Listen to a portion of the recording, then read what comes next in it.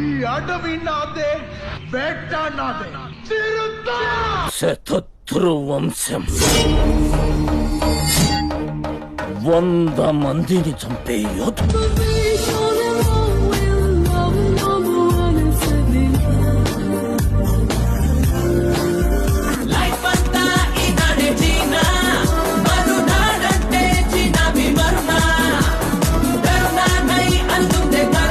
నీ స్నేహితుడు ఎవరో తెలిస్తే నీ క్యారెక్టర్ తెలుస్తుంది.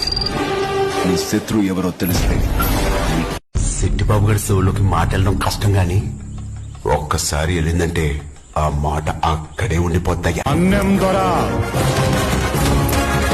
అల్లూరి సీతారామరాజు.